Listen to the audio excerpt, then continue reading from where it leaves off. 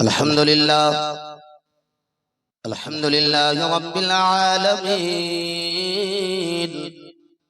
والعاقبة للمتقين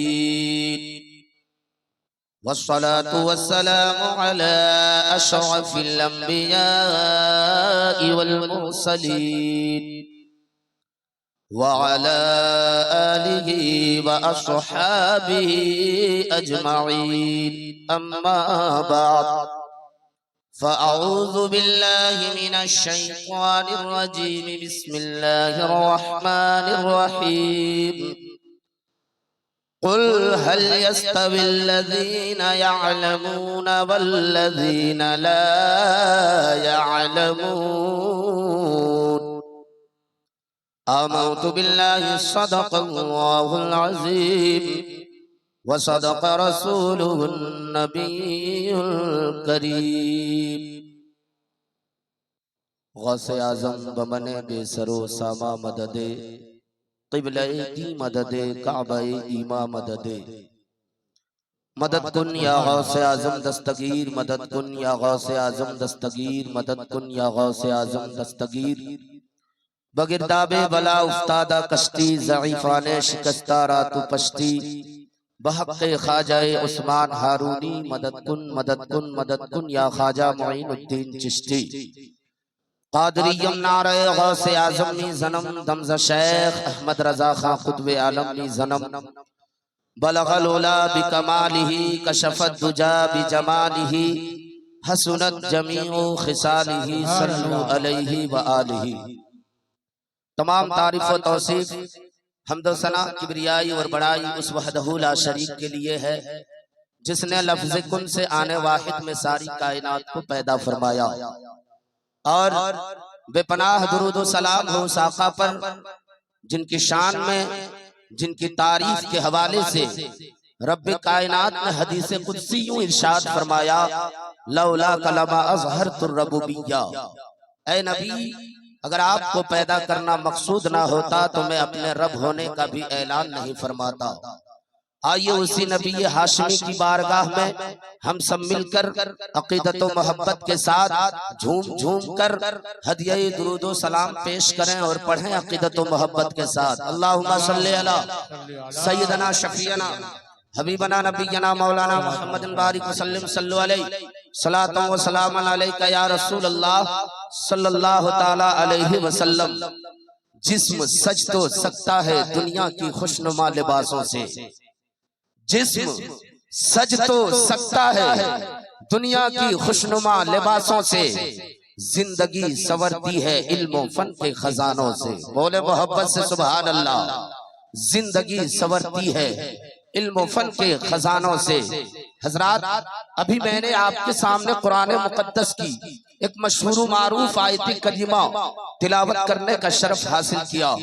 رب فرماتا ہے قل هل يستوي الذين يعلمون والذين لا يعلمون، قل اے نبی، اے میرے حبیب، اے میرے محبوب، آپ کہہ دیجئے کیا هل يستوي الذين يعلمون کہ جاننے والے والذین لا يعلمون اور نہ جاننے والے دونوں برابر نہیں ہیں۔ بولے سبحان اللہ۔ جاننے والے اور نہ جاننے والے دونوں برابر نہیں ہیں۔ جاننے والے سے مراد عالم دین ہے اور نہ جاننے والے سے مراد غیر عالم ہے۔ علم روشنی ہے اور غیر عالم جو ہوتا ہے انسان کو اپنی زندگی گزارنے کا سلیقہ معلوم نہیں ہوتا ہے، لیکن جب کوئی عالم دین بنتا ہے، جب کوئی قرآن مقدس کی تلاوت کرنے والا بنتا ہے، جب کوئی عالم علم حاصل کر لیتا ہے تو اسے نماز کا طریقہ آ جاتا ہے، اسے بڑوں کی ادب کرنا آ جاتا ہے، اسے ماں باپ کی خدمت کرنا آ جاتا ہے، اسے گاؤں سماج والوں سے کیسے ملنا ہے یہ ساری چیزیں ہمارے پاس کب آتی ہے؟ یہ سارا سلیقہ اور طریقہ ہمارے پاس اس وقت آتا ہے جب ہمارے سینے میں علم جیسا خزانہ آ جاتا ہے۔ علم جب ہمارے سینے میں آ جاتا ہے تو ہمیں نماز کا طریقہ آ جاتا ہے، ہمیں ہر چیز کا طریقہ معلوم ہو جاتا ہے۔ اے مسلمانوں، اسی لیے آپ اپنے بچے کو قرآن کی تعلیم دو، اپنے بچے کو شریعت مصطفیٰ سیکھنے اور سکھانے والا بناؤ، اپنے بچے کو قرآن سیکھنے اور سکھانے والا بناؤ، کیونکہ ایک طالب علم کا مقام کیا ہوتا ہے؟ آپ ملاحظہ فرمائے اے لوگو، میرے آقا فرماتے ہیں، کیا فرماتے ہیں کہ جب کوئی بچہ اپنے گھر سے نکل کر مکتب کی جانب جاتا ہے، مدرسے کی طرف جاتا ہے، جب کوئی بچہ اپنے ساتھ قرآن مقدس ہو یا بغدادی قاعدہ ہو لے کر گھر سے نکلتا ہے، جیسے ہی وہ اپنے گھر سے نکلتا ہے رب کی رحمت جوش میں آتی ہے۔ رب فرماتا ہے اے جبرائیل جاؤ اس کے لیے سواری کا انتظام کر دیا جائے۔ جبریل عرض کرتے ہیں اے مولا، کیا اس کے لیے جنت کی سواری منگا دی جائے؟ کیا اس کے لیے جنت کی خوبصورت سواری کا انتظام کیا جائے؟ رب فرماتا ہے اے جبرائیل نہیں، سنو یہ قرآن سیکھنے جا رہا ہے، تم اس کے گھر سے لے کر کے مدرسے تک اپنے پر کو بچھا دو، تمہارے پر پہ چل کے یہ علم دین سیکھنے جائے گا۔ سبحان اللہ۔ ایک عالم دین کا، ایک علم سیکھنے والے کا، ایک طالب علم کا اتنا بڑا مقام ہے مسلمانوں۔ اسی لیے آپ اپنے بچے کو عالم دین بناؤ، اپنے بچے کو قاری قرآن بناؤ، حافظ قرآن بناؤ، کیونکہ عالم دین کا مقام بہت بلند و بالا ہے۔ اللہ کے رسول فرماتے ہیں من زارا عالما فکأنما زارنی ومن صافح عالما فکأنما صافحنی ومن جالس عالما فکأنما جالسنی ومن جالسنی اجلسہ اللہ یوم القیامہ۔ میرے آقا فرماتے ہیں جس نے ایک عالم دین کے چہرے کو دیکھا گویا کہ اس نے مجھے دیکھا، جس نے ایک عالم دین سے مصافحہ کیا سمجھو کہ اس نے مجھ سے مصافحہ کیا، جس نے ایک عالم دین کو دیکھا اس نے مجھے دیکھا۔ جو کسی عالم دین کی مجلس میں بیٹھا سمجھو کہ وہ میری مجلس میں بیٹھا، اور جو میری مجلس میں بیٹھا قیامت کے دن اللہ تبارک و تعالی اسے میرے ساتھ جنت میں بٹھائے گا۔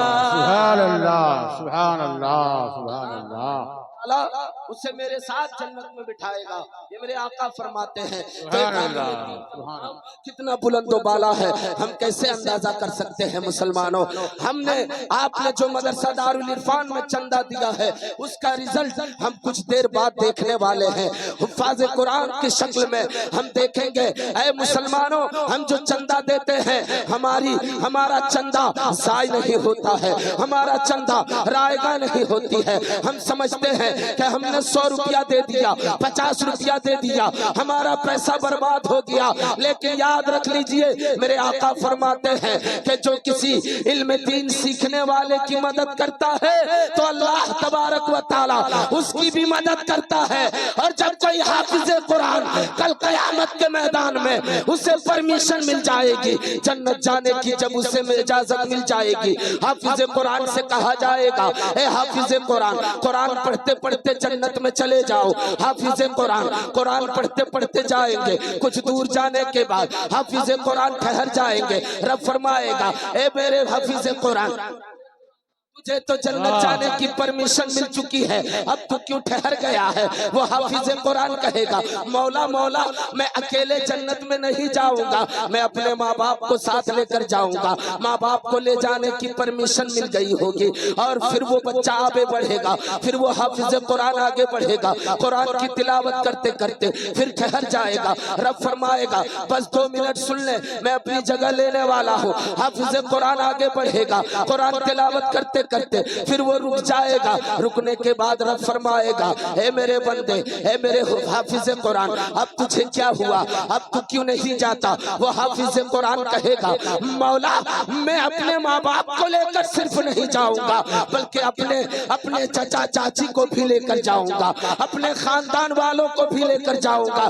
رب فرمائے گا, رب کی رحمت جوش میں ہوگی, رب فرمائے گا اے حافظ قرآن جا جا, تجھے ماں باپ کو لے جانے کی بھی پرمیشن دے دی اور تجھے اپنے خاندان والوں کو بھی لے جانے کی اجازت دے دی. پھر حافظ قرآن آگے بڑھیں گے, کچھ دور جانے کے بعد ٹھہر جائیں گے, اور جب رب پوچھے گا اے حافظ قرآن اب تو کیوں ٹھہر گیا, تو وہ حافظ قرآن کہے گا مولا میں اسے کیسے چھوڑ دوں جنت کے باہر جس نے مدرسے میں 50 روپیہ دیا تھا جب میں قرآن سیکھنے کے لیے, حفظ کرنے کے لیے مدرسے میں آیا تھا. اس مدرسے کی تعمیر میں فلاں گاؤں کے لوگ نے اتنا چندہ دیا تھا, فلاں نے میری پڑھائی میں اس طرح سے مدد کی تھی, کسی نے مجھے وضو کے لیے پانی دیا تھا, کسی نے مجھے ایک پان کھلایا تھا.